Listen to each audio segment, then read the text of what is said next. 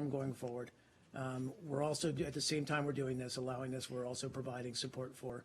Can we move beyond this? Hold on a second. What's involved in this decision? No.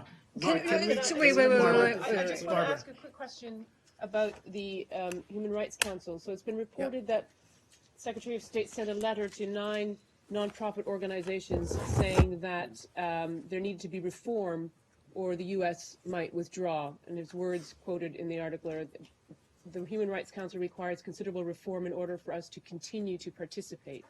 So what's the process here? Is there like a kind of probation period, and then after which the U.S. might withdraw from the Council? And I have a follow-up after that. Sure. So I don't want to speak to the contents of what was a letter between Secretary Tillerson and these NGOs. But I think speaking to the broader question, a couple of points to make. One is that our commitment to human rights and fundamental freedoms is stronger than ever. Our delegation is now at the 34th session of the Human Rights Council. It's actively engaged. But the United States also continues to believe that only UN member states with strong records of promoting and protecting human rights should be elected to the Human Rights Council. I think our future engagements with the Council will consider the Council's actions with an eye towards reform to more fully achieve the Council's mission to protect and promote human rights. So I think this is an eye towards greater accountability and greater transparency with respect to human rights. I'm not predicting we're going to walk away from the Council. What I will say is that we're going to hold the Council and its members more accountable and urge greater accountability and transparency. So what do you mean by future engagements? Future engagements will consider the Council's with the actions, Council, yeah. Working with the Council and the members of the Council. So you might decide not to work with it, but not walk away? Like Again, I don't want to predict what that we're going to walk away from it. I think what we're, at this stage now, we want to try to urge greater accountability and greater transparency on the part of the Council. Accountability and transparency. Is there a reason why we moved away from the subject that we were on so quickly? I mean, I wasn't even finished. I feel like we've exhausted it, frankly. Do others feel that way? I mean, people should ask their questions. I mean, if Michelle has another you question, I think very she should be able abruptly to ask moved it. away from the subject. There were a few more follow-up questions. I mean, Go ahead. if you don't mind. Sure. For the White House or whoever made this decision to choose an organization that is not part of the pool and is an obviously conservative website or whatever you want to call it, doesn't that narrow the message and not broaden it? And what message does this send to the American public and the rest of the world? I think it sends a message that we're willing to look at new paradigms with our approach to the media. Again, while at the same time ensuring that traditional media has full access, and non-traditional media for that matter. You were asked, is this person on the plane going to have more access or going to have some kind of additional opportunities? And your answer was you didn't know. And that's another question that I have. If you are the press spokesperson, But no, why Michelle, do you not know? Why should I mean, the fact of the matter is, I'm not managing this trip. I've been very clear about that in the sense of press access. There's somebody with the Secretary who's dealing with that. But you're the So press with respect to, I understand so that. shouldn't you know who's going on a trip 2 hours before the plane takes off? And shouldn't you know what kind of access or not that person's going to have related to the pool? So first of all, Michelle, I'm not necessarily going to lay out what access this individual might have or might not have. Frankly, that's between the State Department and this individual. Secondly, I wasn't in a position to confirm this individual's participation or involvement with the trip until shortly before the trip. And I think I spelled it out, or if I didn't, I apologize. But, I spelled it out as after the briefing ended yesterday, I tried to confirm that this individual was on board, but they were already wheels up. And frankly, they were in the air until almost midnight. So I didn't have comms with the plane, communications with the plane. Well, once we did, we confirmed, and I think we put out something this morning. I'd love to. I'd love to. I feel like And guys, I'm not trying to move quickly away. I think I've answered now somewhere in the vicinity of 10 or 15 questions about this. Let me finish. But guys, we can talk about this offline. This is an exercise in discussing the issues and discussing policies. Respectfully, can't we move on?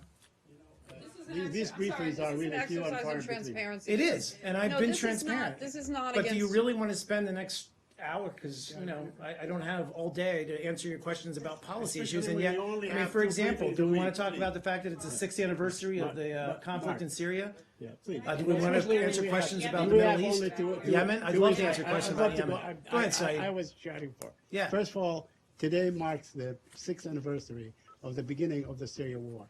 Today, do you have any comment where you are with the Syria war? What is your involvement? What is the effort forward? What is going on? Sure.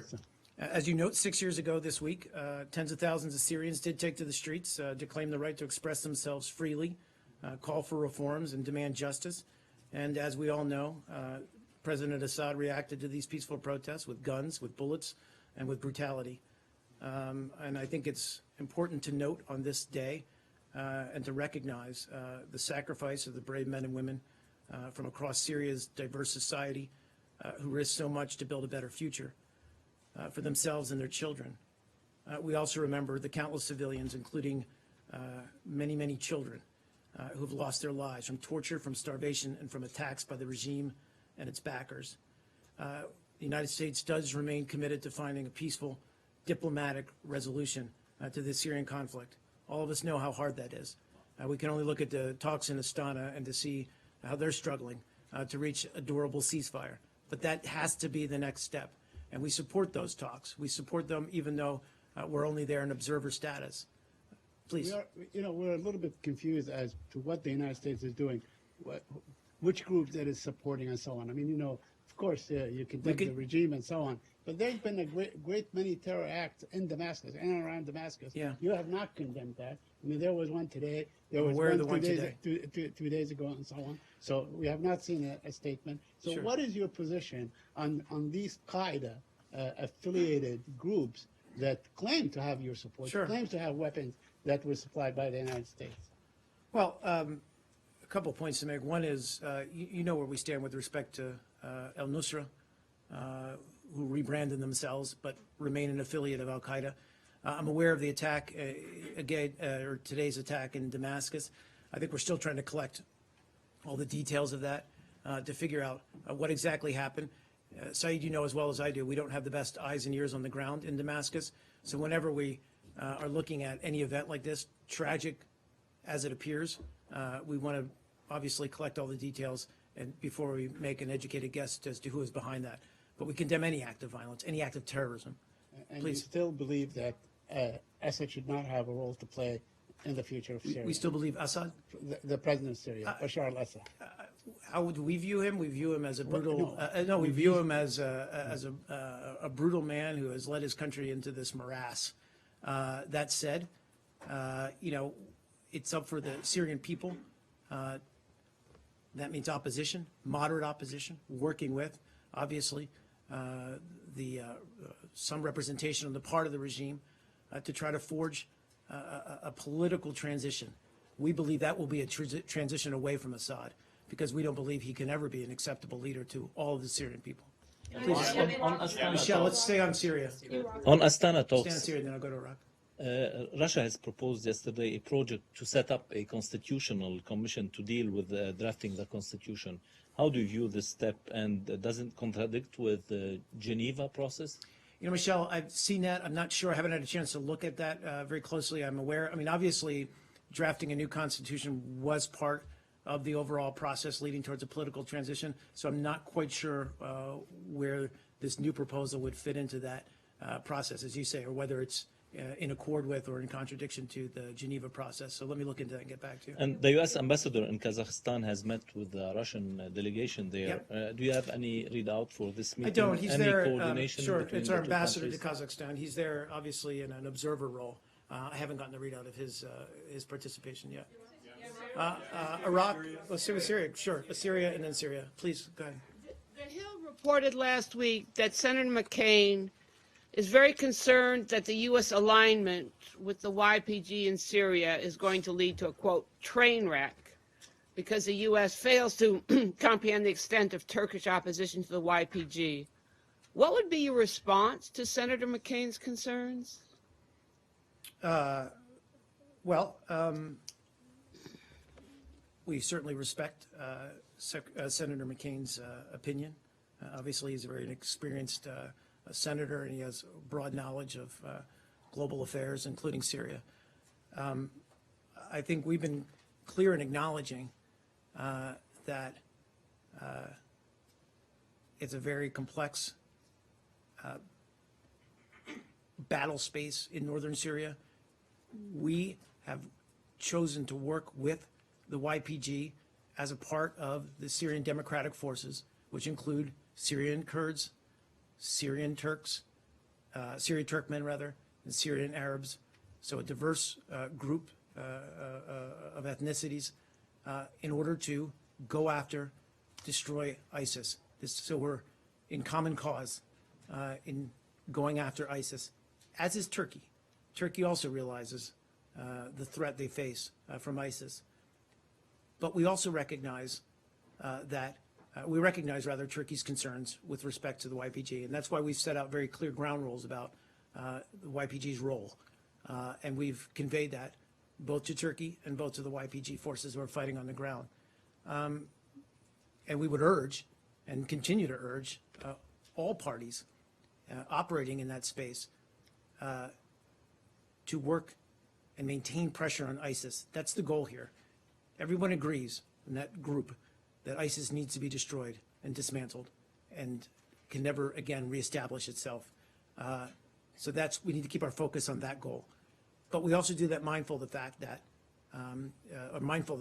of Turkey's concerns with respect to the YPG, and we're working with Turkey. Those are discussions that are ongoing. The Wall Street Journal also reported that there is a debate within the new administration, new people, new ideas, about the wisdom of supporting the YPG or finding some alternative more acceptable to Turkey. That debate is going on within the administration. Is that debate going on in this building as well? I'm not going to discuss internal deliberations. You had a... Okay, sure. One on Syria, and then I'll... Sorry, one more time. Just break it down. So, Syria, Iraq, and then I promise you, Michelle, okay? And then I promise we'll get to Asia, too. So Syria, is it still, you noted that this is the 6th anniversary of the start of Syria's civil war. Only a few months after the war began, in August of 2011, former President Obama said that Assad had lost the legitimacy to lead.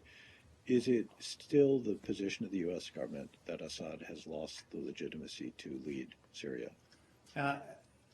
Yes, but I'll caveat it by saying what I just said to Michelle, which is it's our decision that he's not a credible leader of the Syrian people. It's our, not decision, it's our opinion, given what he's wrought, the devastation he's wrought on his own people. But it needs to be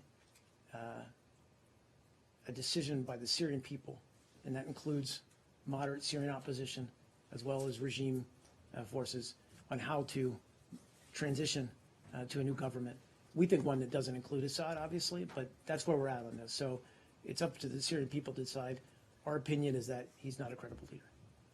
Please, yeah, Iraq, and then back to Michelle, and then I'll work my way around, I promise. Yeah, Reuters quoted an Iraqi politician, Kamis Khanjar, who said at least 3,500 civilians had been killed in Mosul within the past month. He also said that the mounting casualties came mainly from airstrikes and indiscriminate shelling of heavily crowded neighborhoods. As I understand, neither the Iraqi government nor the coalition had officially acknowledged any civilian casualties in this operation. Does it mean that they didn't happen? I'm sorry, can you just repeat the top part of your question? Who's made these claims? So Kamis Khanjar, who is an Iraqi politician, he said that at least 3,500 civilians had been killed in Mosul within the past month.